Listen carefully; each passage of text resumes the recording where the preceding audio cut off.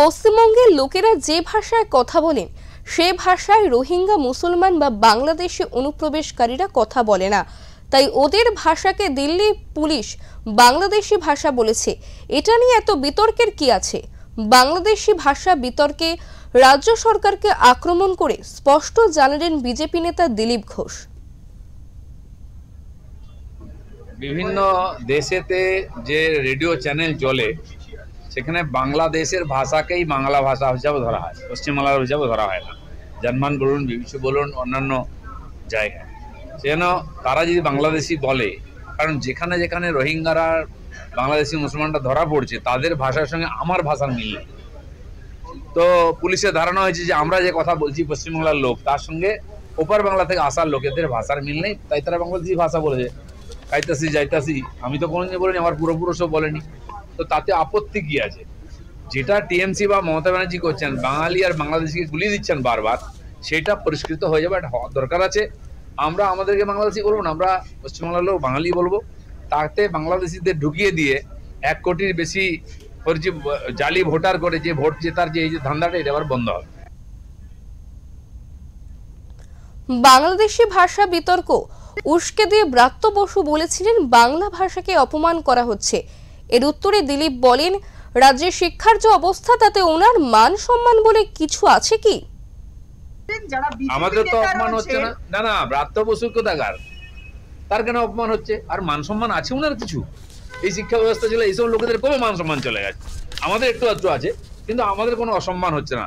বাংলায় বাংলাভাষী বা বাঙালি বললে ওই চোরগুলোকে যারা ওপার বাংলা থেকে, আমাদের অসুবিধা হয়।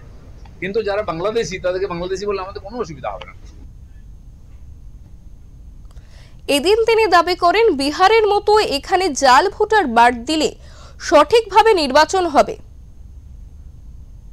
ধরা পড়তো, চেপে দেওয়া হতো, মুম্বাই থেকে দিল্লি থেকে বাংলাদেশিদের নিয়ে আসা হতো, এখান থেকে ট্রেন থেকে নামিয়ে দিত টিএমসির লোকেরা বা সিপিএম এর লোকেরা। কারণ তাদের ভোটার, সিপিএম মনে করে তাদের ভোটার, আজকে ওদের সঙ্গে ওদের তালাক হয়ে গেছে, আর নাই। এখন টিএমসি করছে, কারণ এর মধ্যেই টিএমসির জন কাটি আছে। যেমন বিহারে হয়ে গেছে এত ভোটার আলাদা, পশ্চিমবাংলায় তার চেয়ে ডবল বেশি ভোটার, এরকম ফর্জি ভোটার আছে। এটা বাদ দিলে সত্যি সত্যি পশ্চিমবাংলার জনপ্রতিনিধি নির্বাচন হবে, আর বাংলার লোকের দ্বারা হবে। প্রথম কথা হচ্ছে ওই লোকগুলোকে ডেকে জিজ্ঞাসাবাদ করা উচিত, দরকার হলে কোনো কেন্দ্রীয় এজেন্সি দিয়ে করা উচিত, কারণ পুলিশ করবে না, এটা সত্য বেরিয়ে আসবে। কেন করেছে, কার চাপে করেছে, টিএমসি কোন নেতা মন্ত্রী এদের চাপে করেছে কেন জানার দরকার, এবং যাদের চাপে করেছে তাদেরকেও ডাকার দরকার আছে আইনের সামনে। কারণ এটা বিরাট বড় নেক্সাস চলছে, যেখানে বস্তা বস্তা আধার কার্ড পাওয়া যায় রাস্তায়, বস্তা বস্তা ভোটার কার্ড পড়ে থাকে রাস্তায়। সেখানে কোনো আইন শৃঙ্খলা ডিসিপ্লিন আছে? সেখানে কোনো এর শুদ্ধতা আছে কি আই কার্ডের? সেই জন্য পুরো বাংলার ভোটার লিস্ট পুরোটাই অর্ধেকের বেশি জল মিশানো আছে।